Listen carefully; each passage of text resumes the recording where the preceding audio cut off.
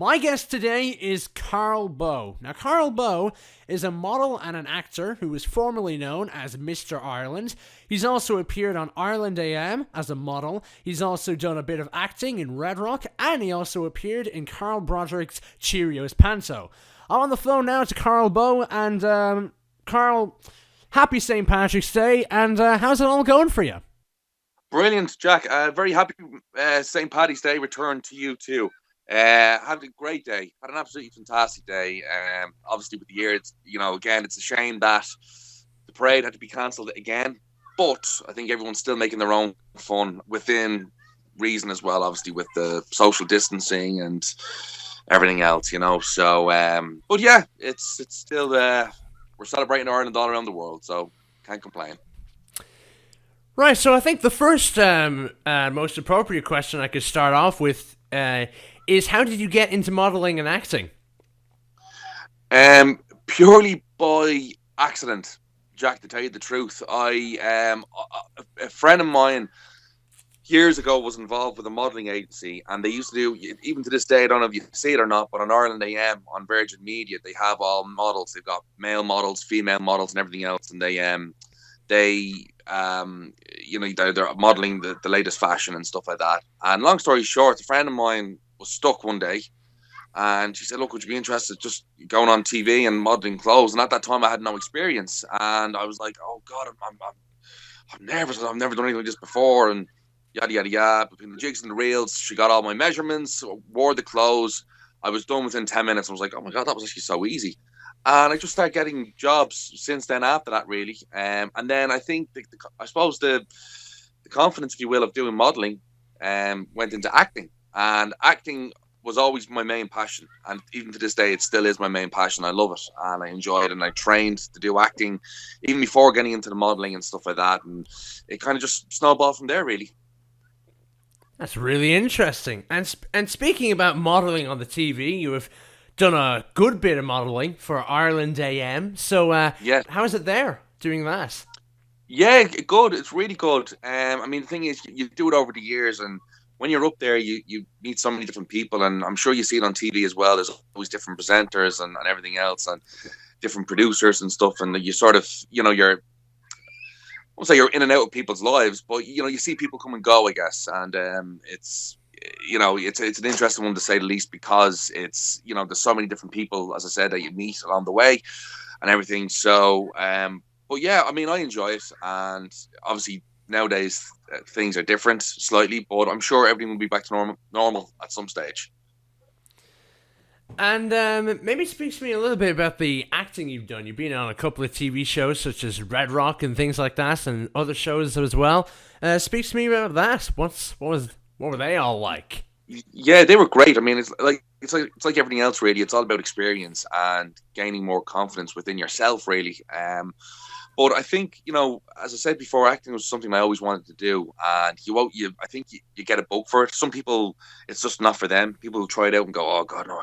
The thoughts of learning lines and standing up on a stage in front of people or in front of a camera, they get a little bit, you know, shell shocked, and they don't know what to do or how to react. Yeah. And then there's other people who take it like with a pinch of salt, and I think I'm one of those people. I loved it from an early age. But yeah, I did Red Rock. I auditioned like everybody else when it first came out in 2014, so 7 years ago, and I auditioned for it, and I got to the next round, and then the part that I was going for got casted, and the producers, you know, they had my details, and they got in touch with me, and they said, "Look, if you're interested in another role, um, we can keep you in mind." I was like, "Yeah, absolutely, no problem at all." And I got down to the short list, and then I got casted for that particular role. It was only a brief role, but it's still great to have in your CV, and it's still a great production, a great Irish production, I think. And yeah, that was great. And then I did pantos as well and everything. So it's been a good experience so far. That speaks to me about the Pantos because you were in the Cheerios Panto the Carl Broderick does every year. Oh no, I wasn't. Oh yes, you were. Yeah, I was. I was. So I did Panto, as I mentioned, I did the Cheerios Panto. I did the Olympia Panto as well, 4 years ago. I did Liberty Hall Panto, and I did the Red Cow Panto as well. So I've done my fair share of Pantos, all right. But yeah, I mean, again, great experience. I think it's obviously Pantos are associated with Christmas time. They're a huge tradition at Christmas. Families bring their kids and everything else. And I suppose, without sounding corny, but it does. You're making memories as well. I guess you're making memories when you're going to Pantos, because you could. I remember my parents bringing me when I was a kid to see Pantos, and then years later to be an actor and actually be in one. It's pretty cool now, I have to say.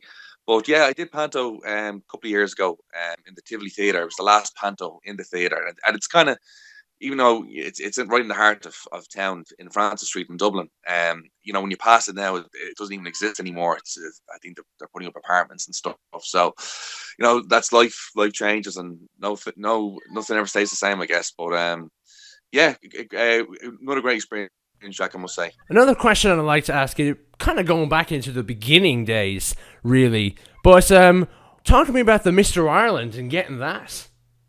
Yeah. So yeah, that sort of happened, sort of out of the blue, really. A woman who I know, Sharon Hennessy, her name is. She was co-owner of the Miss Ireland organisation at the time, and she got in touch with me and asked would I be interested in going down for an interview this weekend for Mr. Ireland, and I said, yeah, sure. I've no idea what Mr. Ireland entails, or I had no idea at the time.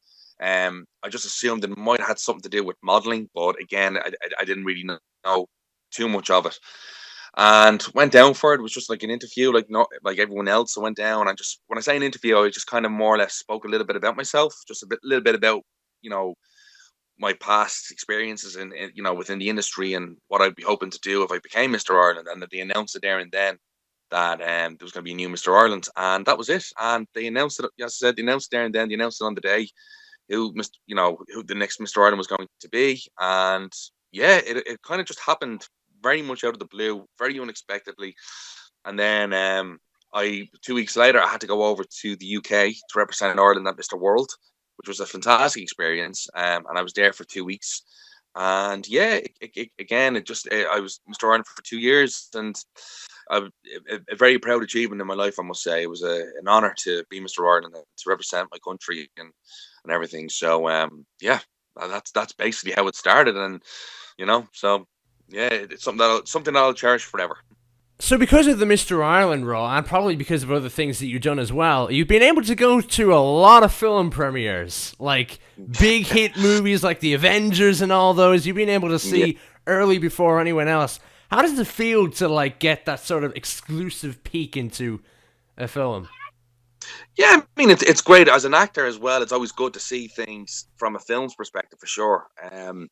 But I mean, the thing is, it's one of them things where, excuse me, pardon me. It's one of them things where it's something I enjoy doing. I always enjoy going to the cinema a lot, and then of course, I suppose with the Ireland being so small, everyone seems to know everybody, so you have all connections from in different in different parts of whatever. So if people, someone that's looking after the PR, or I've worked with PR people before over the years, and they've often kept my details on file, and they just send an email out to everybody that's on their list. You're invited to such and such, and whatever. And it's always good to get a little sneak peek before the film actually comes out. As I said, being an actor and enjoying movies and TV and cinema and everything else, it's great to see. It's good to see. Obviously, depending on your preferences in movies as well, whether it's comedy or horror or whatever the case may be, it's always good to get an inside scoop as to what's going on. And you met Cristiano Ronaldo. What was that like? Yeah, that was again. That was pre Mr. Ireland days. That was in my security days. I was a security guard, believe it or believe it not. Before I got into the modelling and stuff, and I was very fortunate because I worked at various different events, but we did a lot of corporate and VIP, if you will, VIP in inverted commas, but VIP events and stuff like that, and we looked after a lot of famous people, and he was one of them. It was the week when he first signed for Real Madrid, so it was back 2009, which was 12 years ago now. And they came over for a week. And if you're a football fan like me, Real Madrid are huge, like one of the biggest football teams in the world, biggest football club in the world. And the thing is, I'm a Man United fan. United are my number one team. So to me, Ronaldo was he was I suppose an idol of mine. I watched him week in, week out when he was with United and stuff. And but yeah, and a really nice guy, very down to earth and everything else. A lot of people have this perception that he's cocky and arrogant and everything, but that couldn't be further from the truth. A really nice guy who works hard, and he's a role model for a lot of people. So I want to go back a little bit into the acting again, because there's a particular thing that appears on your IMDb, but I'm not sure if it's true or false. So can you confirm, Yeah. were you actually in Mamma Mia? No, I wasn't. No, I wasn't in Mamma Mia, and believe it or not, that was another Karl Bowe. And I've had a few of those inquiries over the years. Were you in Mamma Mia? But no, I never actually was in Mamma Mia. No, I never was. So it's a different Karl Bowe. So I can confirm that now with you. All right, there we go. Look who's going to have to edit that from IMDb. Yeah.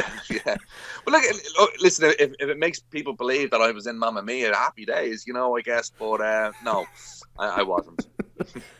Right. Well, that's good confirmation of that. So, how's things for you so far? How's life? Life is great. Yeah, life is really good. I mean, obviously, we're all in the same boat at the moment. Things are tough and things are very strange. I think a lot of people can't really adapt to what's going on, and I can understand that. Particularly at the start of the year as well. But we're in March now, and it's still a little bit. Things are, they're still more or less the same, really, and everything. So, but yeah, look, other than that, Jack, I can't complain. I'm keeping busy. I'm going training every day, and just going for walks and runs, and trying to eat right and do everything I can to keep sane, really. But other than that, everything is great. And I know earlier in the first lockdown, you were definitely trying to keep sane, because you and your girlfriend were like reenacting scenes from movies. What was that like? Yeah, well, I mean, at the time, if you look at around this time last year, the big thing on Netflix was Tiger King. So we did a thing. We came up with these sketches, because she's an actress as well, you see. So that was the both our creativity, if you will, coming together, and we were just emulating things that were current at that time, and obviously just I suppose in a way, not that we were proving anything by any means, but we were just showing people a different side to us and everything and what we do, because acting is both our passions, really, and we very much enjoy it. But yeah, we were just, as I said, emulating things, and a lot of it was boredom as well. We were coming up with sketches, but funny enough, actually, funny that you meant that. Even to this day, now we're going to come up with more. We were definitely saying that. Look, it kind of dried up a little bit, because at some point we kind of felt, oh my god, it's a bit of a chore now. Now we have to do something every Sunday and come up with something, and then it just went by the wayside for a while. But I think it'll make a comeback. I'm pretty certain it'll make a comeback for sure. We're in talks of coming up with new sketches. All right then. So you better follow Karl's social medias, and you won't miss out on a single thing. It's very true. I appreciate the plug. So, is there anything that you're planning to do in the future? At the moment, Jack, things are looking a bit bleak, to be honest with you, because of COVID and everything. And one thing about COVID is that, sorry, not so much COVID. Sorry, my apologies. We touched upon the acting and the modelling there. And pre-COVID, and I'll be honest with you, acting and modelling is a very hard gig to get into. Anybody that's in that industry, or whether I know your mom's a singer, she'll even tell you as well. Yeah, it's such a hard industry to anything that involves entertainment, particularly in Ireland, is so hard to get into, because we're a small nation and everything else. So it was very, and unfortunately, COVID has made it 10 times worse, because there's not really an awful lot happening. So the way I look at it is that it's made me reevaluate. This past year has made me reevaluate a lot of things, and the one thing that I want to be concerned about more than anything is my health, and everything else. And I want to be, I want to keep fit, I want to keep sane, and look after myself and my family. And who knows what the future's going to bring? I'm almost certain that soon enough everything will be back to normal at some point. So when everything is back to normal, we'll be ready. We'll be ready to go. And as corny as this sounds, but we'll be ready to chase our dreams and achieve our goals and do whatever it is that we set prior to COVID. So I just want to keep sane, and I just want to, do everything that I can. I'm a very ambitious person. I always like to put myself out there, and I always try and make things happen. Like I'm not one of these people that just sits at home and waits for the phone to ring or to receive an email. I'll always be, thinking of new ways to reinvent myself, or if I can see myself potentially doing this and doing that, I'll be in touch with, if you need someone, just let me know, and yada yada yada. At the moment it's quiet, but I've no doubt that's going to change for everybody, and before we know it, everything will be back to normal again. Right, so Karl, I think that's pretty much everything covered. Karl, thank you very much for coming on, and see you soon. Pleasure. Jack, thank you very much, and say hello to your family as well for me, won't you? I will.